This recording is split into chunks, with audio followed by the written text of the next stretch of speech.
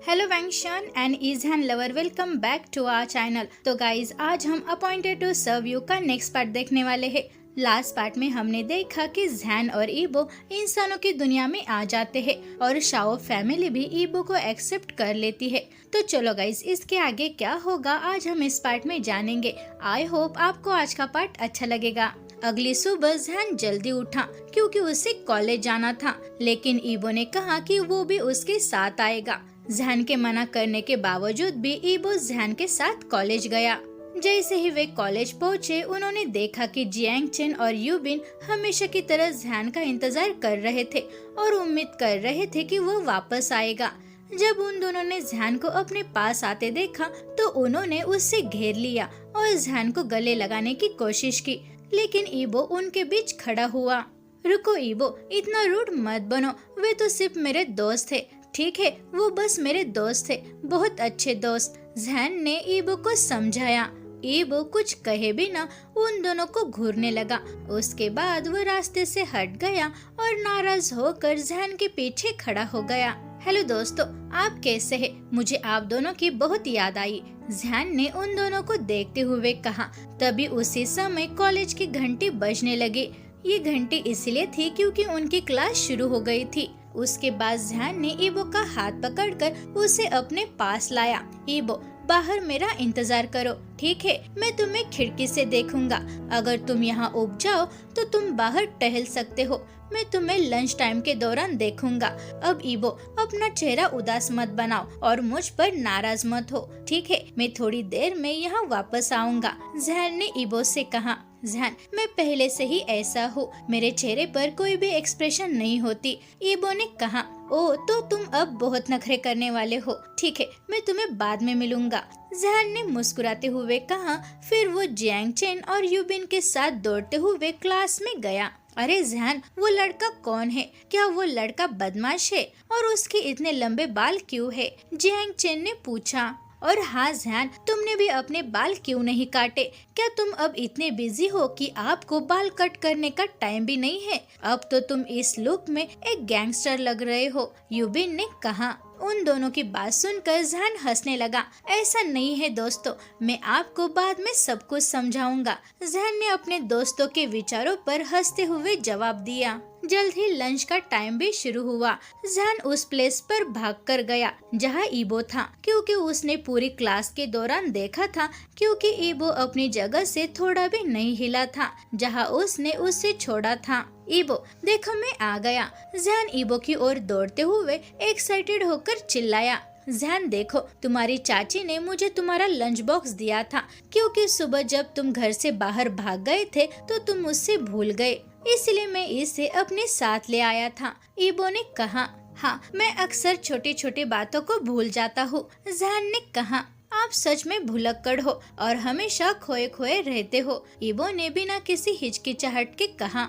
ईबो के जवाब पर जैन जोर से हंसा क्योंकि ईबो जो कुछ भी कह रहा था वो सच था, क्योंकि जैन हमेशा अक्सर चीजों को भूलता था और हमेशा खोया खोया रहता था। और जब ईबो ने ये दावा किया कि वो जैन के बारे में सब कुछ जानता है तो ये बात भी सच है, इसीलिए जैन हंसने लगा। अब बात करते हुए और हंसते हुए जैन और ईबो कॉलेज के सामने बगीचे में एक बेंच पर अपना खाना खाया। जियांग चेन और यूबिन डर के मारे ईबो के पास पहुँचे। जैन, हमने तुम्हारे लिए और तुम्हारे इस अजनबी दोस्त के लिए पीने के लिए जूस लाया है, जियांग चेन ने कहा। उसके बाद उन दोनों ने ईबो को हाय हेलो कहा और ईबो ने अपना जवाब दिया। उसके बाद वे चारों खाना खाने बैठ गए और खाना खाते हुए अपनी केमिस्ट्री की क्लास के बारे में बात कर रहे थे। तभी उनके स्टडी का पार्टनर ले जैंग उनके पास आया। हेलो जैन, मैंने सुना कि आप वापस आ गए। मैं इस पूरे समय आपके बारे में बहुत चिंतित था।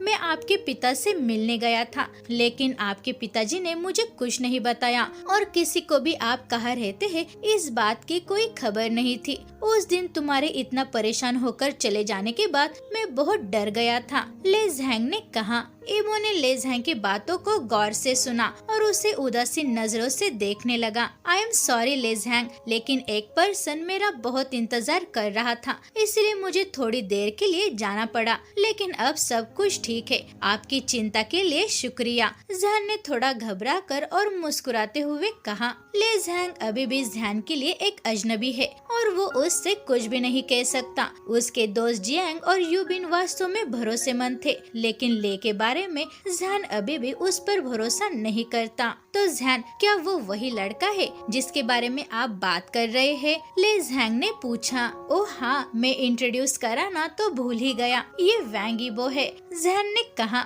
जहान ने ईबो का नाम बताते ही ईबो ने प्राउड होकर और मुस्कुराते हुए सबकी अटेंशन अपनी ओर खींच ली। हाय, मैं वैंग ईबो हूँ और मैं जहान का पति हूँ, ईबो ने कहा। ईबो का बयान सुनकर हर कोई शॉक हो गया। वो अपनी बड़ी बड़ी आँखों से और अपना मुंह खुला रख कर ईबो की ओर देख रहे थे। ईबो की बात सुनकर जहान ने शर्माते हुए ईबो का मुंह ढक दिया। रुको ईबो, इसे ऐसे मत कहो, जहान ने कहा। क्यों नहीं जहान, ये सच है, मैं झूठ नहीं बोल रहा हूँ, ईबो ने नाराजगी भरे टोन में और तीखा जवाब दिया। ठीक है, लेकिन ये ऐसा तरीका नहीं है, क्योंकि चाइना में कम उम्र के लोग शादी नहीं करते। मुझे अभी भी अपना जूनियर कॉलेज और सीनियर कॉलेज कंप्लीट करना है, जहान ने झुंझलाहट में कहा। जहान, मुझे बताओ कि कौन लोग तुम्हें परेशान करने की हिम्मत करता है और उन्हें मेरा गुस्सा पता चल जाएगा, ईबो ने जवाब दिया। अब तुम दोनों चुप हो जाओ और जहान, मुझे बताओ कि ये कैसे पॉसिबल है? तुमने कम उम्र में शादी क्यों कर ली और तुमने मुझे क्यों नहीं बताया, और तुमने क्यों एक अजनबी से शादी की? ले झांग ने हताश होकर पूछा। ले झांग, मुझे तुम्हें इसका जवाब देने की जरूरत नहीं है, जहान ने नाराजगी भरे टोन में जवाब दिया। लेकिन जहान, हम आपके फ्रेंड्स हैं, आपको हमें बताना चाहिए था, जियांग चेन और यूबिन ने कहा। दोस्तों, मैंने ऐसा करने की कोशिश की थी, लेकिन मैं ऐसा नहीं कर सका, जहान ने कहा। जहान ने नीचे देखा। उसे अपने दोस्तों पर भरोसा न करने के लिए दोषी महसूस हुआ, लेकिन वो अपनी फैमिली सिचुएशन के बारे में सबको नहीं बता सकता। ये ऐसा कुछ है जिसे बस शाओ फैमिली ही जानती है। जहान, हम आपको कभी भी जज नहीं करेंगे, हम एक दूसरे को प्री स्कूल से जानते हैं, आप हम पर भरोसा कर सकते हैं। हम किसी को भी नहीं बताएंगे कि ये लड़का आपका पति है, और इसमें ले झांग भी शामिल है। ले झांग, आप इस बात को किसी को भी नहीं बताओगे, यूबिन और चेंग ने ले झांग को धमकी दी। ले झांग ने अपनी नजरें फेर ली और नाराजगी से वो वहाँ से चुपचाप चला गया। जहान, हम भी यहाँ से जा रहे हैं, मुझे लगता है कि आपको अपने मामले को अकेले में निपटाना चाहिए, चेंग ने। उसके बाद चेंग और यूबिन जहान और ईबो को अकेला छोड़कर वहाँ से चले गए। ईबो, मुझे लगता है कि तुम्हें यहाँ नहीं आना चाहिए, बस घर पर मेरा इंतजार करो। ये बात कहना ठीक है कि हम मैरिड है और आप मेरे हस्बैंड है, लेकिन ये कोई ऐसी बात नहीं है जो तुम्हें किसी से कहनी चाहिए, और प्लीज दोबारा ऐसा मत करो और प्रॉब्लम्स खड़ी मत करो। अगर लोग आपके बारे में पूछना शुरू कर देते हैं तो मैं जवाब नहीं दे सकता कि आप भगवान हैं। आपके पास कोई भी आईडी कार्ड नहीं है। मैं बस नहीं चाहता कि आपके साथ कुछ भी बुरा हो, इसीलिए प्लीज घर पर जाओ और मेरा इंतजार करो, जहान ने नाराज होकर कहा। जहान की बात सुनकर ईबो ने अपना सिर नीचे किया। जहान ने अपने पति को देखा। उसके बाद वो ईबो के पास आया और उसके गाल को सहलाते हुए कहने लगा, ईबो, अब डांटे हुए पिल्ला जैसा चेहरा मत बनाओ, ठीक है? बस मेरे लिए बाहर रुको, हम स्कूल के बाद लाइब्रेरी जाएंगे, लेकिन फिर से कुछ भी लापरवाही मत करो, ठीक है? जहान ने कहा। उसके बाद उसने अपना टिफिन बंद कर दिया और उसे ईबो को सौंप दिया और ईबो को देखकर थोड़ा सा मुस्कुराया। ईबो, चाची को बताओ कि खाना बहुत अच्छा था, ठीक है? इसके बाद मैं क्लास में जाऊंगा और थोड़ी देर में तुम्हारे पास वापस आऊंगा, ठीक है? जहान ने कहा। जहान की बात सुनकर ईबो ने स्माइल की। उसके बाद जहान अपने कॉलेज में गया। उसके बाद ईबो भी घर लौट आया। उसने अपना सिर झुकाकर खाना खाया और उसके बाद वो मिस्टर शाओ के साथ बगीचे में थोड़ा सा टहलने लगा। उसके बाद ईबो लुलू को लेने के लिए उसके स्कूल गया। ईबो के लिए ये काम करना बहुत आसान था, क्योंकि वो एक जगह से दूसरी जगह खुद को टेलीपोर्ट कर रहा था। उसके बाद ईबो ने लुलू को लेकर घर में टेलीपोर्ट किया। घर आने के बाद भी ईबो सैड था। लुलू ने ईबो को देख लिया। क्या हुआ भाई बो, आप उदास क्यों लग रहे हो? क्या आपने ज़हान से लड़ाई की? लुलू ने चिंतित होकर पूछा। ऐसा कुछ नहीं है लुलू, मैं इसे छिपाना कैसे बंद कर सकता हूँ कि मैं कौन हूँ? क्या ज़हान को मेरी वाइफ होने में शर्म आती है? ईबो ने जोर से पूछा।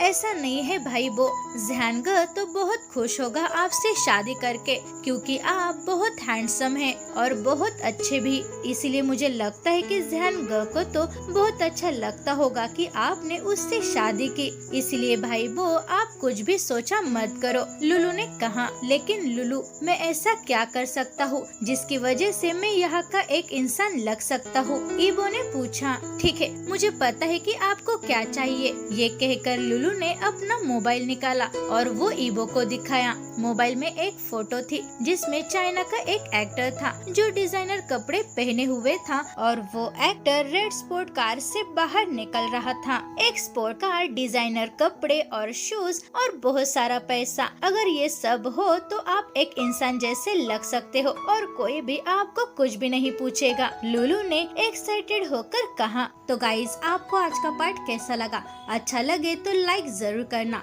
तो मिलते हैं अगले पार्ट में, तब तक take care and bye bye.